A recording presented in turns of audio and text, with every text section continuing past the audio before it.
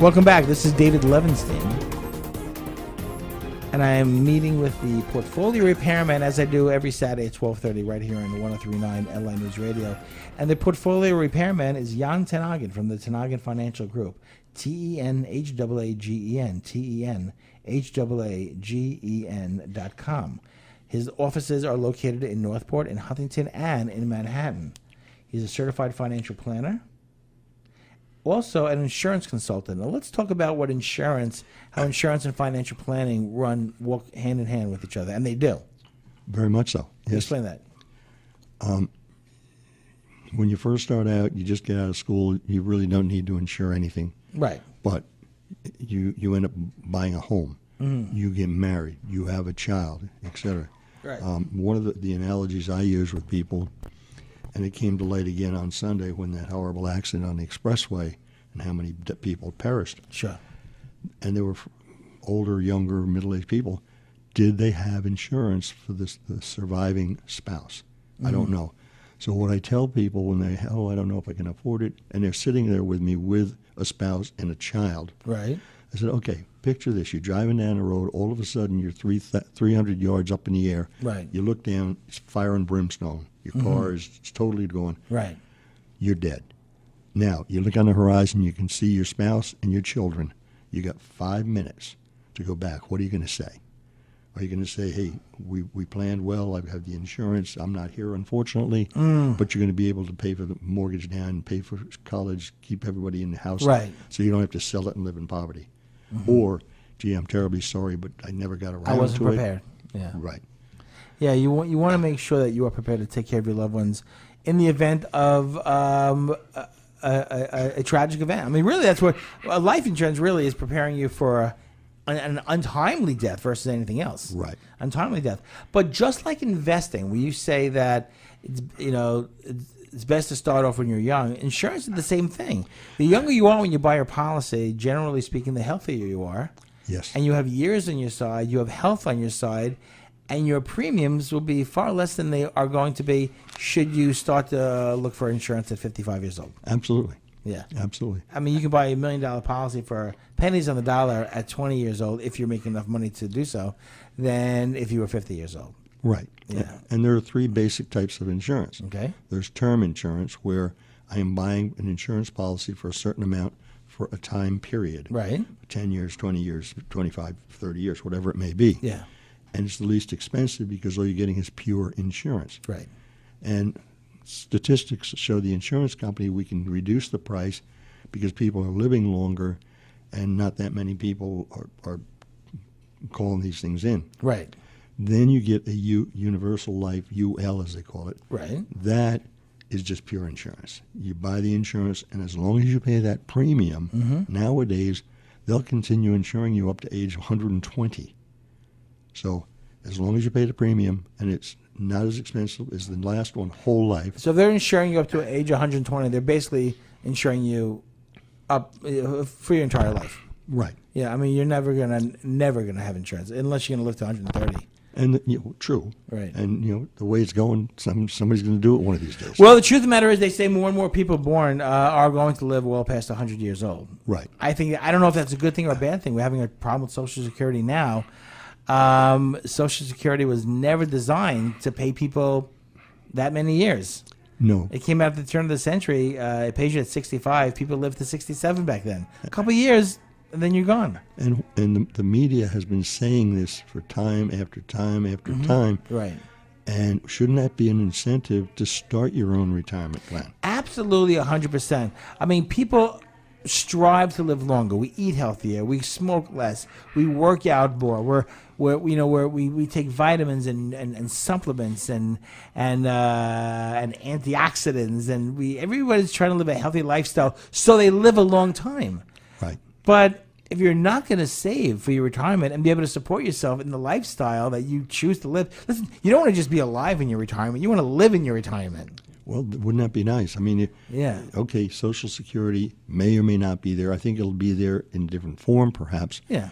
But it's part of the three-legged stool. Right. You've got Social Security. You've got your income that you put into a retirement plan, right, and your own personal wealth. Right. Those are the three legs. So if that one leg for Social Security seems to get smaller and smaller, things are going to tilt and eventually Right. fall over. So you got to supplement that with one of the other two legs. Right. And I know it sounds scary, but if the truth is, if you start young, it's not that scary. If you give yourself time, and look at a chart of the stock market, just look at it. Over time, it goes up. If you give yourself that 30, 40 years to begin to invest, if you're 20-year-old, if you have a son or a daughter that's 20, what I need you to do is go to Tenhagen.com. That's Tenhagen. His name is Jan Tenhagen, and he will help design a portfolio and a schedule of investments that will take you into retirement. It's so, so important to do that. His offices in Huntington and Northport and in Manhattan. Tenhagen, Tenhagen. Tenhagen Financial Group. He's a certified financial planner. He's an insurance consultant. He's a wealth management specialist and retirement income specialist. Now, there's income investing, and then there's retirement investing, and then there's in retirement investing. How you invest your money while saving for retirement is different than how you're going to invest your money when you're in retirement. Absolutely. Right. What is the difference? But it's not that major a difference. Oh, really?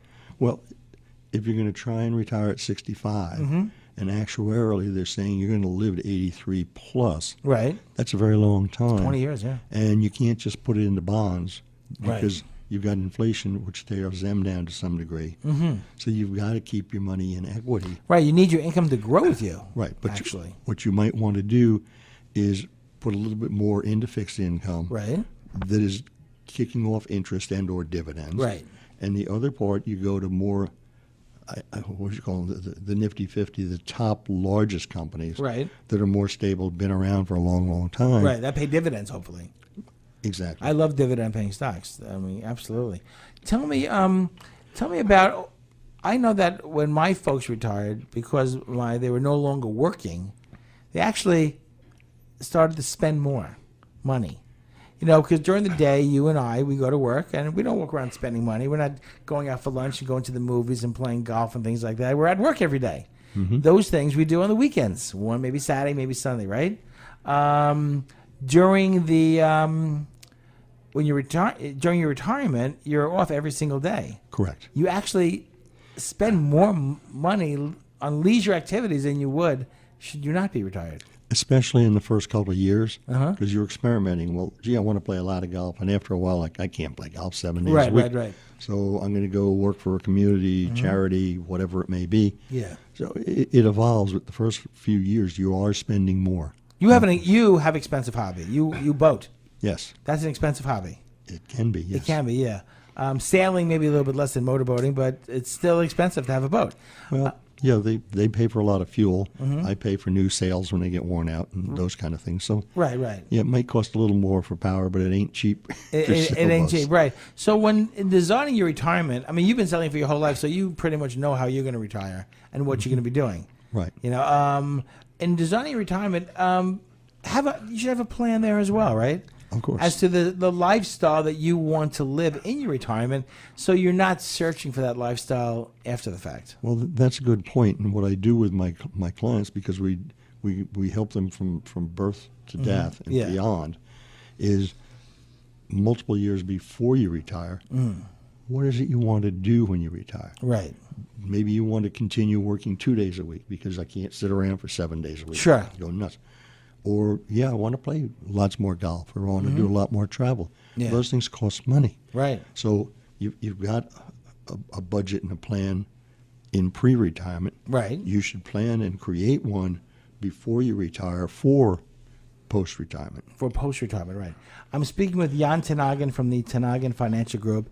You can listen to this broadcast every Saturday at 12:30. The website is tenhagen.com, Tenhagen, Tenhagen. His office is in Huntington. His office is in Northport and Manhattan. He's been in the business for well over 30 years, and he can see you through any market environment. This is the person you need to call.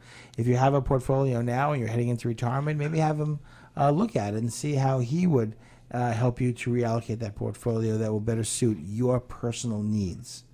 But you need to give him a call, and you need to get in touch with him and sit in his office.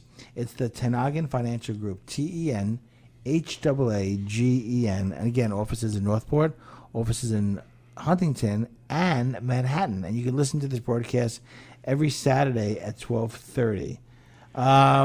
Any last closing words about when people should get in the market before we close? They should start now. Now. Or yesterday. Yeah. But the bottom line I'd like to share with everyone is that, I've been in this business for a long, long, long time. Right.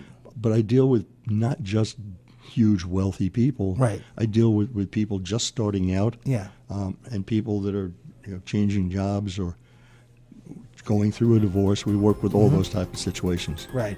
Please give Jan Tenhagen a call. His website is tenhagen.com, TenHaagen. This is David Levenstein. You've been listening to the Portfolio Repairman. And you can listen to this broadcast every Saturday at 12:30 right here on 103.9 LI News Radio.